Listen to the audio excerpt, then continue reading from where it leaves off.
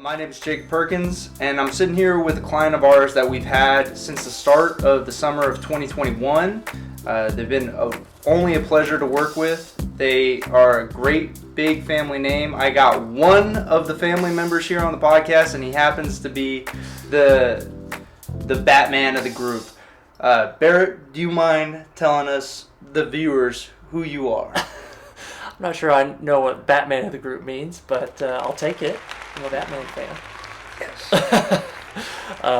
Sure, yeah. My name is Barrett Black. I'm fourth generation Pitmaster, the original Black's BBQ, where we've been smoking meat since 1932. My great-grandfather started it, my grandparents perfected it, and now my dad, my brother, and I are carrying it on for future generations to maybe pass on to my kids, my brother's kids, the fifth generation. Mm-hmm. Keep it going, keep the tradition alive. Mm-hmm.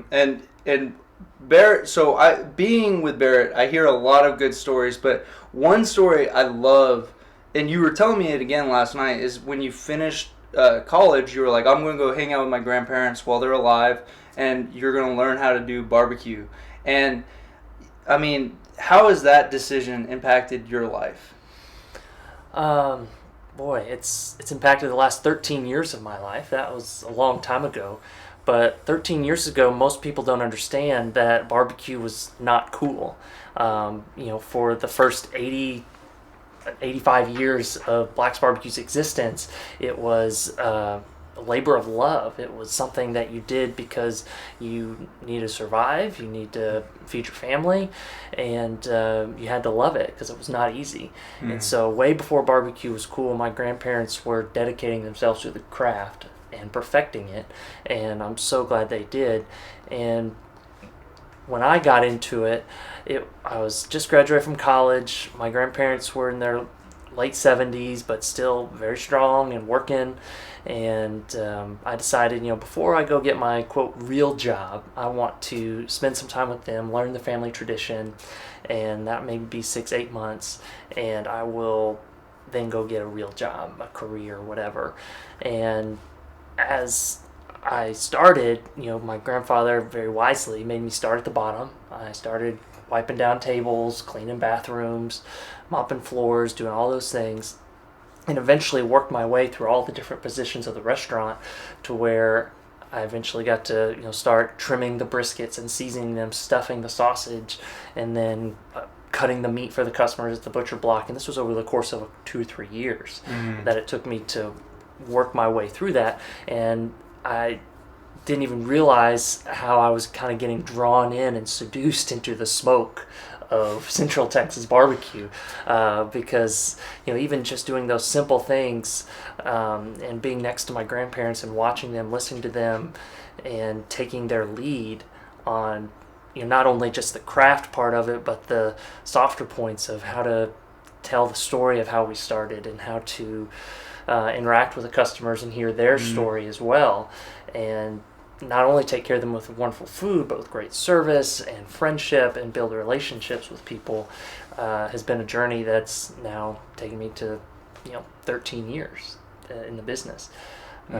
Along that journey, and there's been many different chapters where we've now grown to 4 different locations. We also kind of a 5th location where I kind of call it where we ship our barbecue across the country as well. Still the same barbecue, but it's just it's a whole nother way of thinking about the business. But it's just another way to share the great recipes and traditions that we've been doing since 1932 with a wider audience. And that's really our goal today, is to take the history, the craft, the legends of everything that I'm getting to benefit from, and sharing it with as many folks as we can in an authentic way. Yeah, and I like that you're giving credit to your great grandparents and your grandparents, because I asked you the story last night about how again did Blacks become, and I think whenever you tell that story, it does come across as you're appreciating history for sure. I think how you guys started selling barbecue is a really cool story. Could you tell that one? Sure. Yeah, my great-grandfather, Edgar Black Sr., In 1932, it was, the Great Depression is really bearing down on him and the community. And he just decided that I'm not going to take this laying down. I'm going to help myself, help my family, help my community, and use the resources that I still have and turn that into a job for myself and job for my neighbors and feed people. My great-grandfather had some cattle and no way to sell it. And a friend of his had a building and nobody to rent it, and so they shook hands and started a meat market and decided, this is the better way to do it. We're not going to let the federal government come here and pay us a quarter per cattle and just shoot them in the field. We're going to make some money out of this and use the resource that God has given them. And so they started that meat market, and like any business, they can't sell every little piece of meat. It was, of course, popular, but in the 1930s there was no refrigeration either. And so it was a common practice amongst meat markets in that time that the meat that you could not sell, you would smoke it to preserve it a little bit longer and get some more shelf life out of it and have another product, because it's, especially in the Great Depression, you use every little thing that you can. You don't waste a single screw or a single ounce of meat. And so that's what they did. So that's kind of how the barbecue started, the smoking aspect of it. And the meat market slowly turned into more of a grocery store as well. He started adding more and more products here and there. The smoking part started to become more and more popular. The sausage that they were making gaining popularity, and it just kind of slowly grew from there. My grandfather, Edgar Black Jr., took it over from his dad, and he was really enjoyed the restaurant aspect of it. He still worked the grocery side of it, but in the late 60s and 70s, that part of the business kind of faded away with the rise of other large national retailers. My grandfather suffered some different cancers and stuff like that. Fortunately, he was able to survive, but that side of the business kind of faded off from us, but the barbecue business remained, and that's really was my grandparents' passion and love for it. I'm not sure why, exactly what made them fall in love with it. My grandma will say it's like, it's all we had. That's all we could do. We had medical bills, we had kids, but they decided, like, if this is where we are and this is the business that we have, we're gonna dedicate ourselves to perfecting it. Even though it's not the coolest, trendiest thing on the block, that was nowhere near what they were trying to do. They weren't, of course, trying to make anything for Instagram, of course, which influences so many decisions in restaurant owners today, and I'm guilty of it as well. But they, not only were just trying to survive and do the bare minimum, but they decided, we're going to sell the best brisket we can, we're going to make the best sausage we can, and the sides, and have the best relationships with customers that we possibly can. And we're really innovators in the barbecue community. A lot of people don't realize this, but brisket is synonymous with Texas barbecue today. But that was not a thing until the 1950s, when packaged beef, boxed beef became a thing. And my grandfather was one of the first people in Texas to decide the type of beef we're going to sell at our barbecue restaurant is going to be brisket. Because before that, it was, just random cuts of beef from the meat market. Yeah. It was whatever was left over. So if you went to a barbecue restaurant in the 40s and 50s, it was, the menu said smoked beef.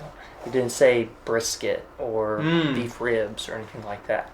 And so the type of brisket that Central Texas is known for, the post oak wood, the salt and pepper, the super tender, juicy, lean and fatty cuts, combined, is all thanks to my grandfather, who really committed himself to the craft of perfecting exactly how you trim it, how you season it, how you smoke it. It's a multi-day process, and I'm so glad he did.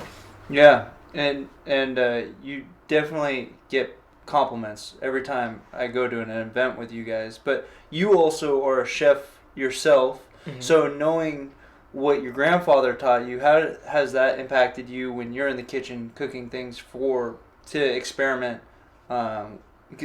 experiment in things that you like making? For sure, that's definitely where the base of my knowledge comes from. Is the traditional, legendary, old school Texas barbecue, what my grandparents taught me, and that kind of innovative bug, that pioneering bug that he had is still within me. Mm-hmm. But what I try to do now is respect the past but look to the future mm-hmm. with the recipes that I have. So a lot of the festivals and the events we go to, I always have the classic brisket because that's what I love. That's what everybody else loves and everything. But then I also have something kind of edgy that kind of pushes the envelope a little bit, that kind of allows me that freedom to let me have some fun with it, let the guests that are coming mm-hmm. try something different, like the mac and cheese fest that mm-hmm. we did recently. Yeah, that was a dessert mac and cheese with marshmallows, but the barbecue element was there as a sausage kind of crumble on top. So there will never be, with a little bit of bourbon. That's right. You got to have the splash of bourbon. Yeah, win people over. Yeah, Nothing goes. What people would be like, I don't know, and you'd be like, bourbon always makes it better. Yeah, that's right. Yeah. It's a party. With a splash of bourbon on it, makes it a party. So that's what we're always trying to do, is have fun. So when it comes to the restaurant and innovative things I'm doing, it's not all going to make it on the menu in an everyday thing. But we're going to go to these events and we're going to have some fun with it for ourselves and for our guests, and to, see what if something really works, then we might put it on the menu. But it will always have a barbecue element to it that draws in that past, traditional element to it. With things like how you were saying, like chefs look at like Instagram to kind of inspire them. Just a little off topic. Would you guys ever think of doing something like a Beyond Meat, like a fake meat thing, to experiment? Personally, at home, yes. For the restaurant, I don't think so. Mm-hmm. Have you ever had Jack Rabbit, the fake barbecue? Jackfruit? Yeah. Yes. Jack Rabbit. Jackfruit. Yeah, jackfruit is terrible. It can be good. I've had some decent versions. I also had some very bad versions of it. But like when I was developing our mashed sweet potato recipe for our Austin store a few years ago, I was struggling with like, how much butter do I put in, or sugar, and that kind of thing. And something just clicked in my brain. I was like, hold on. We are unapologetically not a health food restaurant. Like, people do not come to us to eat, a salad or something like that. This is comfort food. This is something that you treat yourself with. And so it's like, it's more butter. Why not? And so straying away and getting into vegetarian, meat substitute products is not something I see us ever doing. Right, because because that's not what you guys do. So we have done it for some caterings where there's where the client requests a certain number of vegetarian dishes. What do you do in that scenario? We'll use like a Beyond Meat something, and mix some barbecue sauce in it, smoke it, and make it kind of like a chopped sandwich, barbecue sandwich, that kind of thing. That sounds good. I guess I have to backtrack. We're not totally against it, but it will never be like a regular daily menu item. Mm-hmm. But if we're doing catering for 1,000, 2,000 people, and 200 of them are vegan, vegetarian, we'll find a way to make the client happy. Mm-hmm. That's how we got to be here for 90 years. Is we make our customers happy. Yeah, one thing your dad does that it blows my mind is he will shake people's hands and ask them how they're doing in the store. Is that just customer service? That was the forefront? Like, the community was always the forefront with Blacks? I think so. I just love that. Like, hey, how you doing? Yeah. It's like the CEO, I guess, saying hi. Yeah, I mean, it's something I try to do every time I'm in the restaurants or out and about, because every person that comes through there, like, you can't just see them as a transaction. Mm-hmm. They are, a person just as complicated as you and I. So we and they can be just as interesting too. Like everybody has a story and that's unique, and it's rewarding to hear, no matter where we are, like if one of us is wearing our barbecue shirt, whether it's an airport or in another state or something like that, a lot of people will like come to us and like, oh my God, Black's barbecue. I remember my grandfather, or when your dad cut meat for me, that kind of thing, and that's where I was. And so so much of life is built on relationships, in business and in personal life, and so why not have some of that joy in your business by having great relationships with your customers. And I've seen it firsthand at Denver. Like people will go up to you and you'll talk to them. That is powerful. Yeah. And I think that it shows why you have people follow you all over in different states. Yeah. I want to ask you, what is one of your favorite things that you've made off topic? Because you did the birria tacos. That was fun, the pulled pork birria. And then the mac and cheese was a sweet. A lot of people compared it to Rice Krispie treats. Right. Do you have something that you enjoy that you're like that? Because I just for the viewer out there, Barrett has done, in Denver he did 2 presentations, and one of them was a totally original recipe that you came up with, and I've told him that he should make like a book or like a series. Yeah, for sure. You're talking about the pulled pork birria tacos? Yeah. Texas barbecue pulled pork birria. Like, I don't want to confuse anybody. It's not a traditional, birria recipe. It's got Budweiser in it, and pork shoulder and that kind of thing. It was influenced by many authentic original recipes, but that's where a lot of my inspiration starts. But as far as like a favorite kind of non-traditional one, I still don't have a great name for it, but it's our jalapeno sausage that we slice into little pieces. We caramelize it in maple syrup with a blowtorch.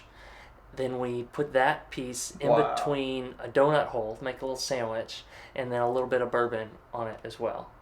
Dude, you and bourbon. It's a party. It's awesome. Is that the jalapeno donut that you were talking about? Yeah, for sure. It's in retirement right now. Oh, okay. Because I used it quite a bit at many different festivals. I kind of go through seasons, go through one festival season and kind of use that recipe, and then to stretch myself, I try not to carry it over to the same festival the next year to really challenge myself to come up with new and different things. And but it's always been a popular one for me. Yeah, the caramelized maple syrup, that sounds really good. I don't like jalapenos. Yeah. Well, it's got just a little bit in the background. Yeah. You're talking about like the spice. Oh, yeah, I can deal with that. Yeah, so caramelized maple syrup that sounds really good. Just throwing that ingredient in there. Yeah. One thing I feel like it's hard for me to relate with you on a lot of levels, but one of the ones is that you're really close with your family, and also that you do your homework last minute. It seems like every time we go to one of these festivals or something, I'm asking you, like, what are you doing? You're like, I'm busy. I'm working on how I'm going to do this thing, and it's like 3 days up until it happens. And, I think it takes a layer of confidence in order to be able to do that. Yeah. But could you tell me about a time that maybe you're like, I came a little close to the wire on that one? Well, I mean, I think that a lot of the work happens up here in between, in the head. And so like the mac and cheese thing, the marshmallow mac and cheese, it was not finalized until maybe a couple days beforehand. But it was, I started working on it, thinking about it, mulling it over. The ideas started coming. Went to the different grocery stores, Asian markets, trying to find the perfect noodle that gave the perfect crisp. So that was at least 2 or 3 months ahead of time. But as far as, the final, this is it kind of thing, I think a lot of people share with this. It's like you got to have your back against the wall a little bit. Yeah. To really get that last kind of creative neuron firing in your brain to, to push you to figure out what it is. And there's been a lot of beautiful things like that happen. The pulled pork birria tacos, that was something that, it took me I put it together in pieces, but wasn't finalized to the last minute either. But then how to teach it, I was figuring out how am I going to teach this class, like while I was in Denver, kind of thing. And so that's always interesting. But could I ask you about that? So one thing I really want to bring up on the podcast is how important it is, because if there's videographers that are listening or watching, how important it is to communicate with your client.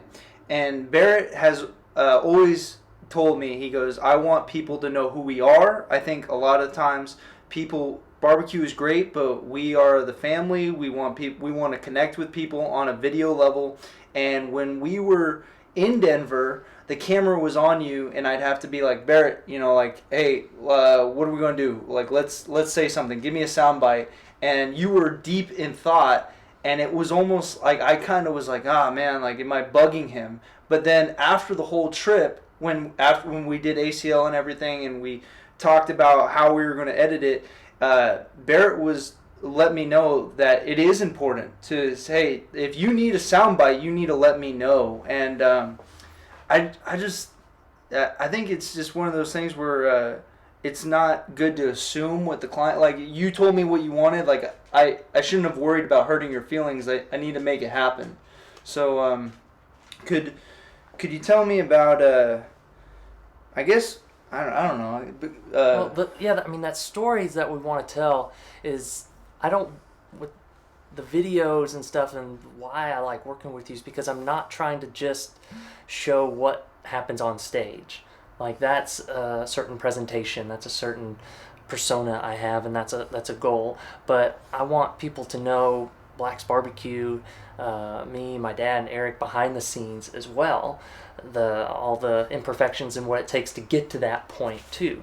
And so in those moments when I am deep in thought and trying to figure out, okay, what am I going to figure out and how am I going to do this, and I'm not like vocalizing it or anything like that, but I want it captured like that. That's why you are there, why I hired you, is to kind of pull that out of me in a way and be able to tell that on the story, because I don't have enough room in my brain at those times to figure out, how am I going to teach this class, how are we going to make this look good on camera, and that kind of thing.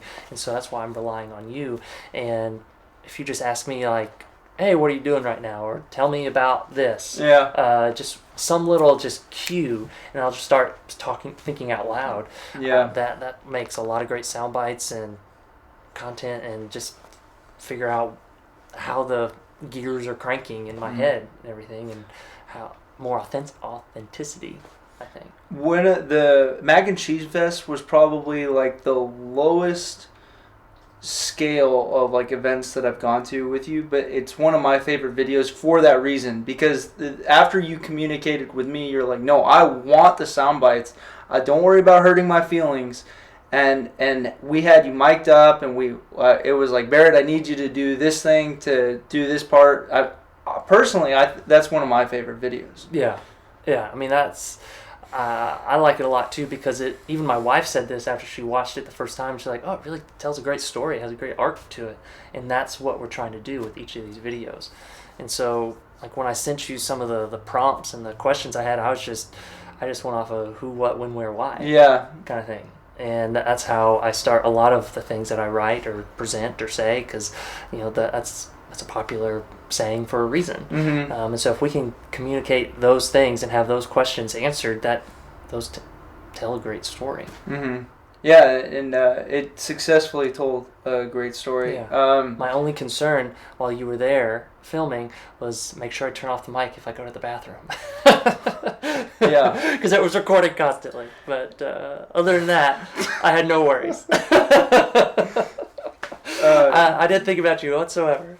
Well, yeah, I'm glad that you had that concern, because if you did go to the bathroom, I think you would tell me like, hey, you might want to like skip through or something. One thing, so going into video really quick, I think you are one of one of like two clients that I've dealt with that actually understands video. And you were doing video previously to hiring somebody. I know you brought it up that it's a hobby of yours, but could you expand on what other hobbies you enjoy? Other hobbies? Basically hanging out with my little 4-year-old now. Yeah. That's kind of all I've got time for. I guess he and I started brewing beer together.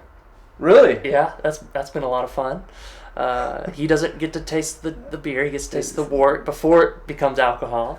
But it's just such a great, aspect of, he gets to learn so many different things and, the science of it and the milling the grains and the plumbing and the electricity. And there's a lot of just cool aspects of it. And he loves it. And then he also is stepping into the kitchen, and he enjoys that with you too, right? Yeah. My wife and I love cooking, not just barbecue.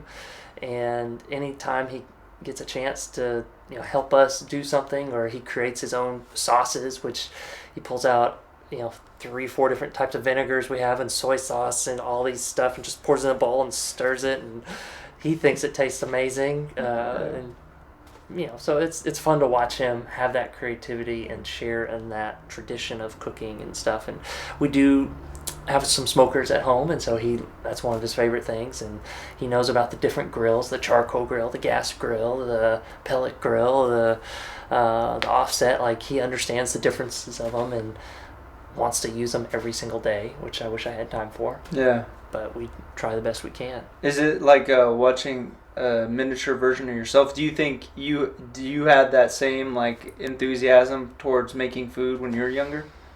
I didn't. A lot of my cooking I learned from my grandmother, even when I was a kid, and we called her Grammy. And I remember as a kid watching her in the kitchen. She would, we'd go to the restaurant with her. We'd stay at her house for a week. My grandparents, but they still had to work, and so we'd go to the restaurant with them for the day and loved it. And then we'd come home, and then she would cook a meal, and I was just always so fascinated how she would just take all these random ingredients and create this meal. And as a kid, I thought it was magic. I was like, how in the world do you do this? Mm-hmm. Like, you're not reading a book or whatever. Like, how do you do this? And as an adult, when I started cooking for myself and figuring out and not always following a recipe, I call it a Grammy meal, when I just see what's in the fridge and figure something out and come up with something. And so it's definitely been, cooking has been a love that I found as an adult, but it's been brewing inside of me, my whole life. Mm-hmm. So your son makes Grammy meals? Yes. I guess so. Yeah.